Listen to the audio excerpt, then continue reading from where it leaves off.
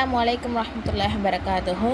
துல்காதா பிறை 8 இன்னைக்கு இஸ்லாமிய வரலாறு. அனஸ் இப்னு நல்ர் ரலியல்லாஹு அன்ஹு. அனஸ் இப்னு நல்ர் அன்சார் ரலியல்லாஹு அன்ஹு அவர்கள் ரசூலுல்லாஹ்வுடைய பணியாளராக இருந்த அனஸ் இப்னு மாலிக் ரலியல்லாஹு அவர்களின் சிறிய தந்தையாவார். இவரை பற்றி நபிஸல்லல்லாஹு சொல்கிறாங்க, அல்லாஹ் மீது சத்தியம் செய்து அவனிடமிருந்து உடனே பெற்றுக்கொள்ளும் நல்லோர்கள் ஒருவர்தான் அனஸ் இப்னு நல்ர். அல்லாஹ் தாலா இவருக்கு வீரத்தையும் துணிவையும் கொடுத்துருக்கான். பத்ரு போரில் கலந்து கொள்ளும் வாய்ப்பை நழுவ விட்டதுனால ரொம்பவே அவங்க மனசு சங்கடம் அடைஞ்சு அடுத்தடுத்து ஏதோ ஒரு தருணத்தில் தன்னுடைய வீரத்தை வெளிப்படுத்துறதுக்காக ஆவலாக இருந்திருக்காங்க. இவர்கள் என்னபடியே உஹது போரில் அவங்க என்ன பண்ணுறாங்க, கடைசியில் கலந்துக்கிறாங்க. அதில் தம் உயிரை பொருள்படுத்தாது வீரத்துடன் போராடுறாங்க. உஹது போரில் ஆரம்பமாக முஸ்லிம்களுக்கு வெற்றி கிடைத்தாலும் உஹது மலையிலிருந்து மீது இருந்த கணவாயை காவல் புரிய நிர்ணயிக்கப்பட்டவங்க அங்கிருந்து என்ன பண்ணுறாங்க, விலகி கொண்டதும் தோல்வியுற்றக்கூடிய எதிரிகள் என்ன பண்ணுறாங்க, அதை பார்த்ததுக்கப்புறம் கணவாய் காவலின்றி வெறுமனை இருப்பதை பார்த்துட்டு பின்புறமாக தாக்க வந்துட்டாங்க. சரிங்களா? அதாவது ஒரு மலைக்கு மேலே ரசூல்லா சில பேரை நிப்பாட்டி வச்சுருப்பாங்க. அதாவது நான் சொல்கிற வரை நீங்கள் இறங்கவே கூடாதுன்னு. ஆனால் அந்த மலைக்கு மேலே நின்றாங்க இல்லையா, அவங்க முஸ்லீம்களுக்கு வெற்றி கிடைச்சதுன்னு தெரிஞ்சோன்னே ரசூல்லா ஆனால் கீழே இறங்கி வர சொல்லலை. ஆனால் ரசூல்லா சொல்கிறதுக்கு முன்னாடியே அவங்க என்ன பண்ணுறாங்கன்னா, அதான் நமக்கு தான் வெற்றி கிடச்சிருச்சுன்னு அவங்க என்ன பண்ணிடுறாங்க, அந்த மலையிலேருந்து கீழே இறங்க ஆரம்பிச்சிடுறாங்க. ஆனால் தோல்வியுற்று போனாங்க இல்லையா, அந்த எதிரிகள் இப்போ இந்த மலைக்கு மேலே யாருமே இல்லைன்னு தெரிஞ்சதுக்கப்புறம் திரும்ப அந்த பின் வழியாக என்ன பண்ணுறாங்கன்னா முஸ்லீமாக தாக்க ஆரம்பிக்கிறாங்க.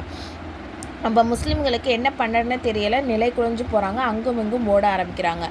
அப்போது அனஸ் இப்னு நல்ர் ரலியல்லாஹு அன்ஹு அவர்கள் சஅத் இப்னு முஆத் ரலி அவர்களை அழைச்சி, எங்கே ஓடுறீங்க? அல்லாஹ் மீது ஆணையாக உஹது மலையிலிருந்தால் எனது சுவனத்தோட நறுமணம் வருது என கூறிக்கிட்டே போய் என்ன பண்ணுறாங்க, காஃபிர்கள் படைக்குள்ளே புகுந்து இறுதி வரை போராடி ஷஹீதாகிறாங்க. இவர்களுடைய உடம்பில் 80க்கும் அதிகமான அம்பு பாஞ்சிருந்திருக்கு. அதே மாதிரி உடல் சல்லடை போலாகி விட்டது.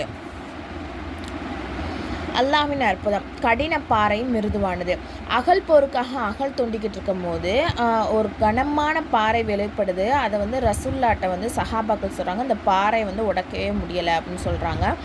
அப்போ ரசூல்லா பாத்திரத்தில் தண்ணி கொண்டு வர சொல்லி அந்த பாறையின் மீது என்ன பண்ணுறாங்க, ரசூல்லா தெளிக்கிறாங்க. அப்போது அங்கே கூடியிருந்தவங்க சொல்கிறாங்க என்னென்னா, அல்லாஹ் மீது ஆணையாக அந்த பாறை மிருதுவாக போயிடுச்சு.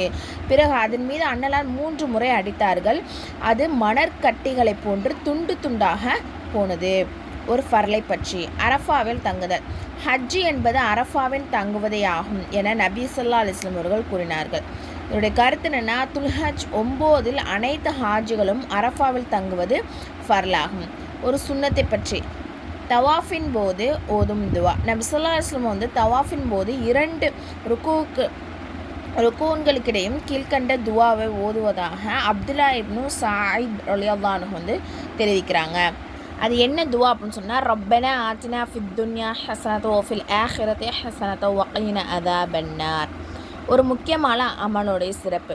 நபிஸாசம் சொல்கிறாங்க, யார் ஒவ்வொரு ஃபர்லான தொழுகைக்கு பின்பும் குலுவல்லாஹ் அஹத் சூராவை முழுமையாக ஓதுறாங்களோ அவங்க சுவனத்தில் நுழைய மரணத்தை தவிர வேதரும் தடுக்க முடியாது அப்படின்னு சொல்லியிருக்காங்க. அதே மாதிரி இன்னொரு அறிவிப்பில் வரும், ஆயத்துல் குர்சியும் ஒவ்வொரு ஃபர்லான தொழுகைக்கு பிறகு யார் ஓதுறாங்களோ அவங்களுக்கு சுவனத்துக்கு போகிறதுக்கு அவங்களுடைய மரணம் மட்டும் தான் தடையாக இருக்கும். அதாவது அவங்க மரணம் அடைஞ்சாலே சொர்க்கத்துக்கு ஈஸியாக போகலாம் அந்த மாதிரி. சரிங்களா? ஒரு பாவத்தை பற்றி. குர்ஆனில் அல்லாஹ் தஆலா கூறுகிறான், எவர்கள் தீமையை செய்ய சதி செய்கிறாங்களோ அவங்களுக்கு கடினமான வேதனை உண்டு. இன்னும் அவங்களுடைய சதித்திட்டமே அழிந்து தான் போகும் அப்படின்னு சொல்லிட்டு அல்லாஹ் தஆலா சூரா ஃபாத்திரில் சொல்கிறான்.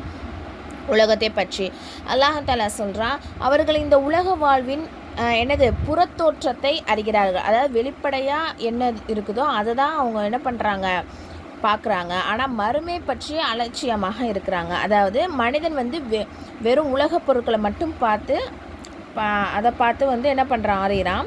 அவற்றை அடைவதையே குறிக்கோளாக இருக்கிறான். ஆனால் இவற்றுக்கு பிறகு வேறொரு உலகம் வர இருக்குது என்பதையும் அதுதான் நிரந்தரமாக இருக்குங்கிறதையும் அவன் என்ன அறிய மாட்டான்.